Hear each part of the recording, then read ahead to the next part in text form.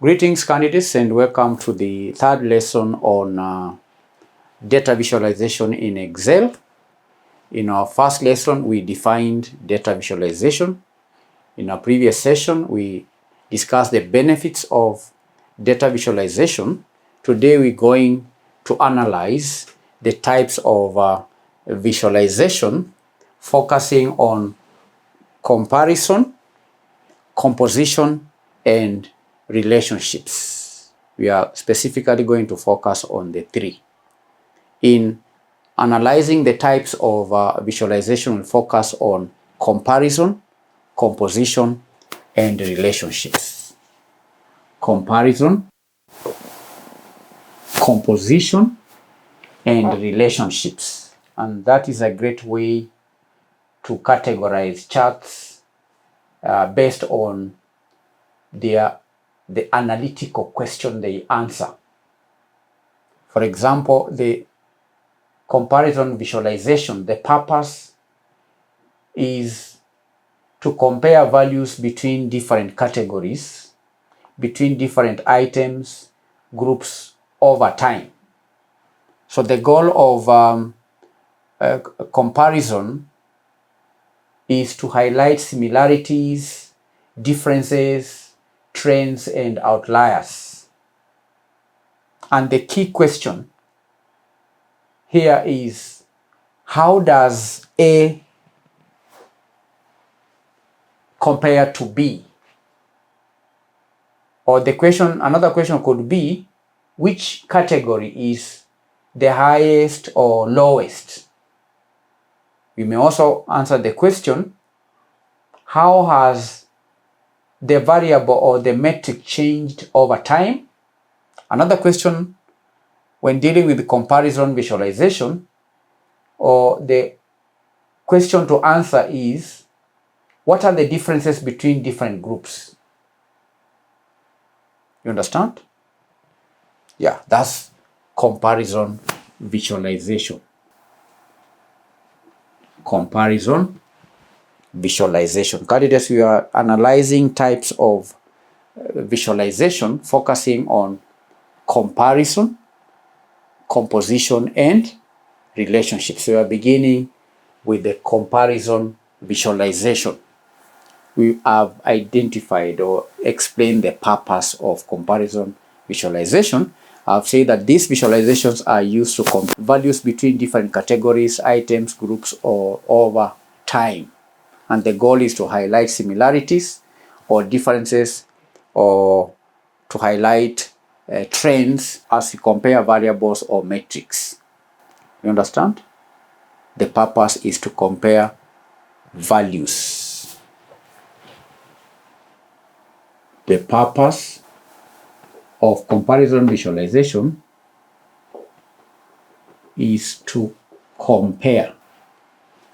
From the word comparison, is to compare values of variables or different metrics.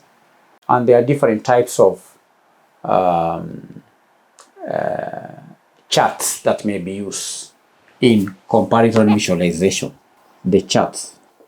The common charts that are used in comparison visualization include bar charts. Bar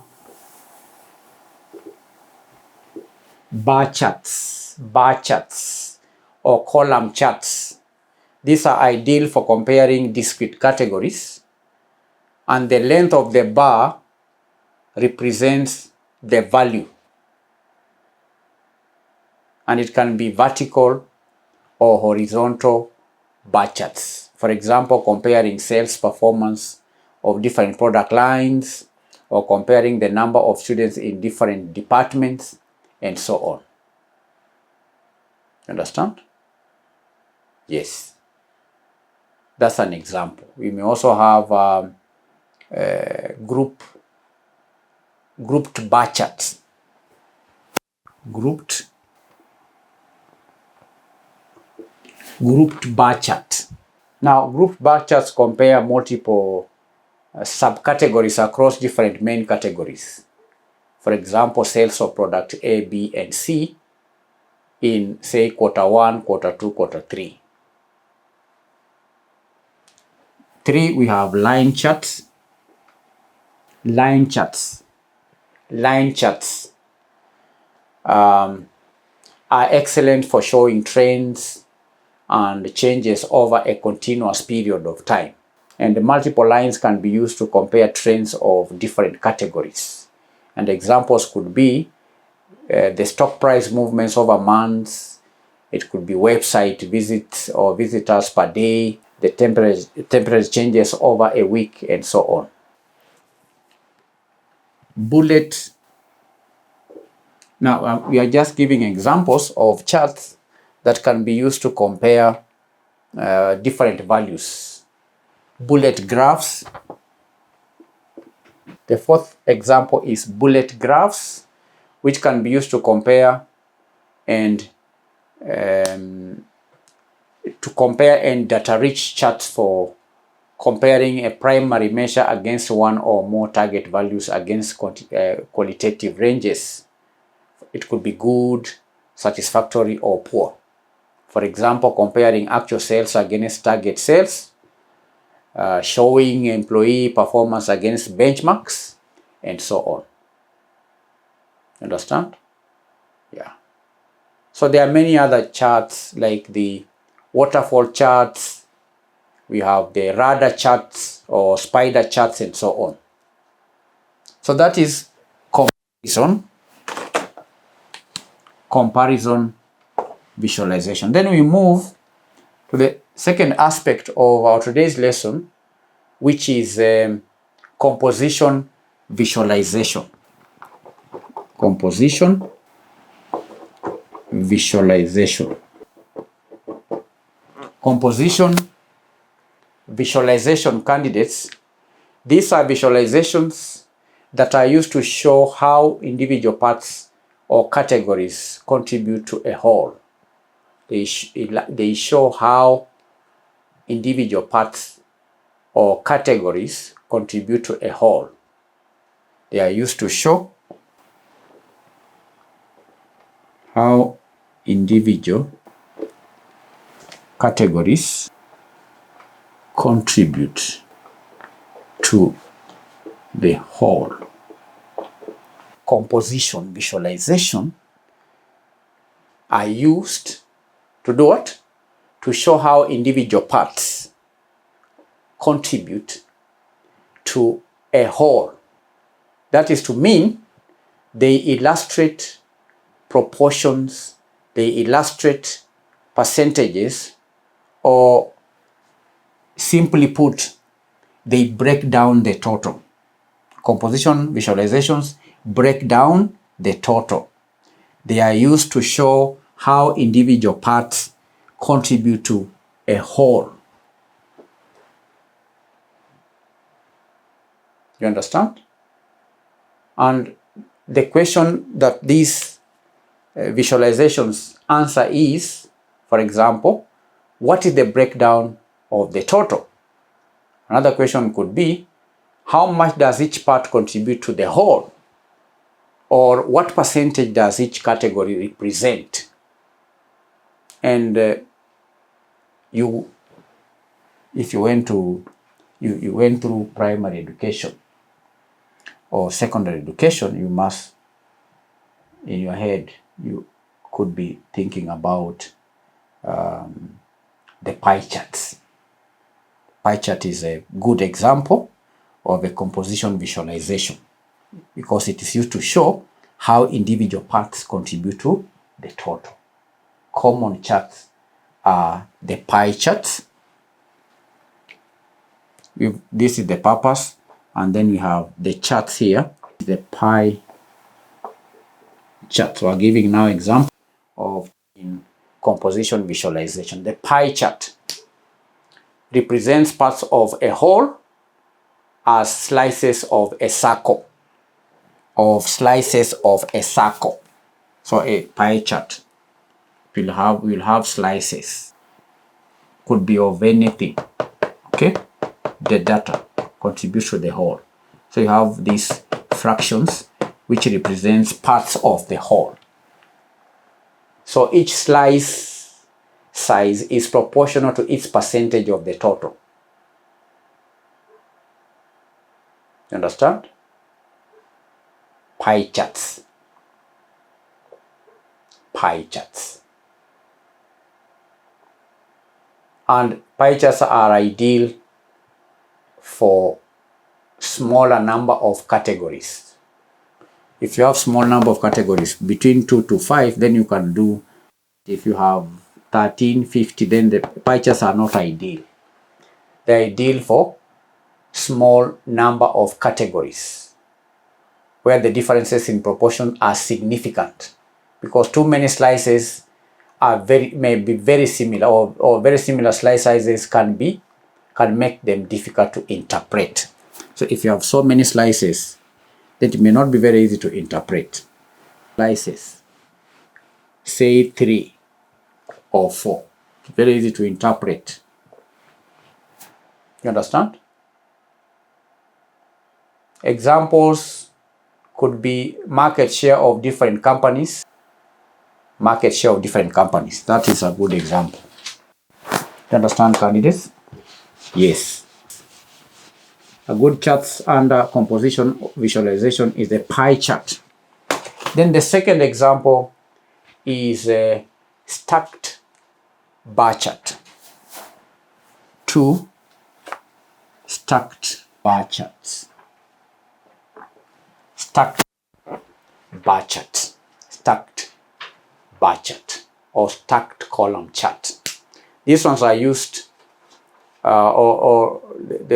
each bar or column represents a total, and segments within the bar show the proportion of different subcategories that contribute to that total. So you may have a bar chart, and in this bar chart we have categories. Okay? Stacked bar chart, stacked column chart. Each bar, this is one bar, we may have another bar,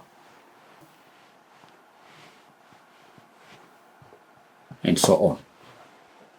So here, candidates, each bar represents a total. Each bar represents a total, and segments within the bar show the proportion of different subcategories. So this is a total. Within this bar we have subcategories that contribute to that total. It can also show how composition changes over time. And a good example would be sales breakdown by product categories per region, or demographic composition of a country's population over several years. So these are just 2 examples. There are many more composition visualizations that we may have, like the area chart, the tree maps, and so on. So there are many different categories apart from the stacked bar charts and the pie charts. So don't forget, candidates, we are discussing types of visualization, focusing on comparison, on composition, and relationships. So you have C, relationship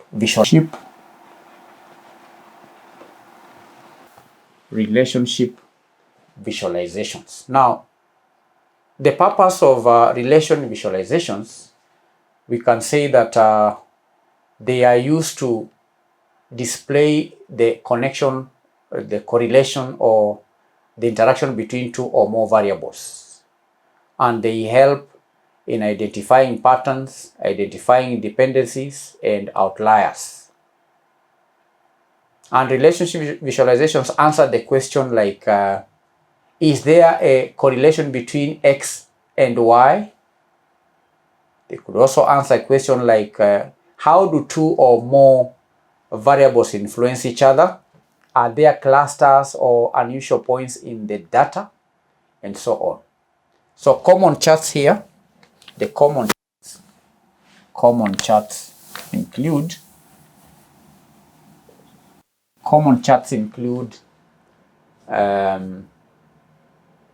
scatter plot. Scatter plot. Now, scatter plots show the relationship between two continuous variables, and each point represents an observation with its position determined by the values of the two variables. And that helps identify correlations. The correlations could be positive, the correlation could be negative, or there could be no correlation. Examples, a good example would be a relationship between study hours and exam scores. Another example could be correlation between advertising and sales. Is there a correlation between advertising and sales? Yes, the more you advertise, the more you are likely to make sales. That can be represented in scatter plots. Bubble charts.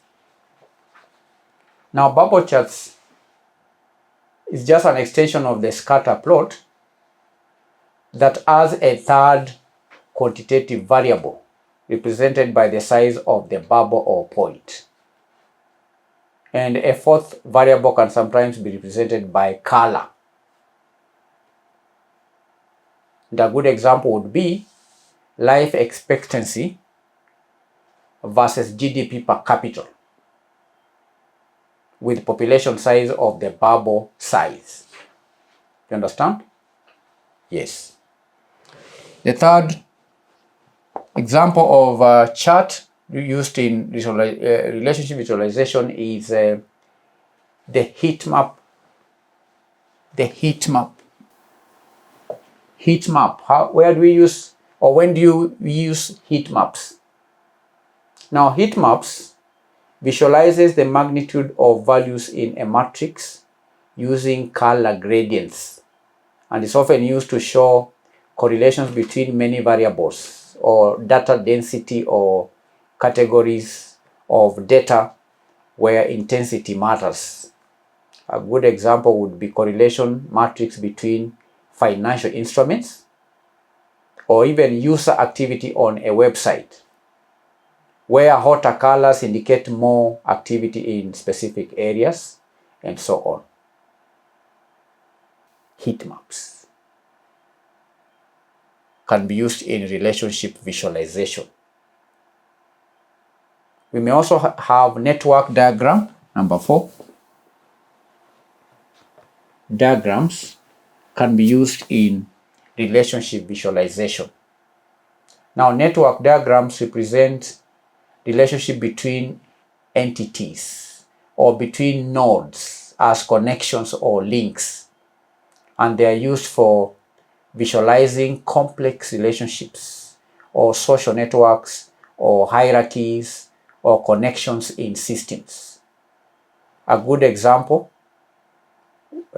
would be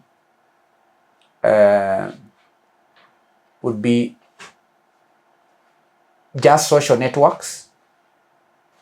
It could be website link structures or collaboration networks between researchers. Another example could be transportation routes. We use network diagrams to illustrate transportation routes and so on. So we can go on and on, candidates, and mention diagrams like chord. Diagrams can also be used in relationship visualization. Chord diagrams. Now, chord diagrams show the interrelationship between different entities, often representing flows or connections between a set of entities. For example, you may have migration patterns between countries, or we may have another example like trade relationships between nations, or data flow between different systems. So, chord diagrams, network diagrams, heat maps, bubble charts, scatter plots are common charts in relationship visualizations. So, and that's all candidates for our today's lesson, where we've discussed the types of visualization, focusing on comparison visualization number 1, composition visualization number 2, and relationship visualization number 3. Under each category or type, we've identified or discussed the purpose and given examples. So in closing, it's important to note that choosing the appropriate visualization, choosing the appropriate visualization type is crucial for effective communication of insights from data. And it always comes down to what specific question are you trying to answer? What specific question are you trying to answer? When you know the specific question that you are trying to answer and what kind of data you have, then that will inform which visual to use, which chart to use, which diagram you are going to use in representing data in Excel. And examples of comparison, composition, and relationship visualizations, specifically within the fields of management, accounting, and auditing, financial reporting, and taxation, can be made possible. You understand? Yes. So that is all for today's lesson. If you have any question, please feel free to ask. Below this video, there is a comment section where you can post your questions and we will answer all questions. Thank you. God bless you. Bye-bye.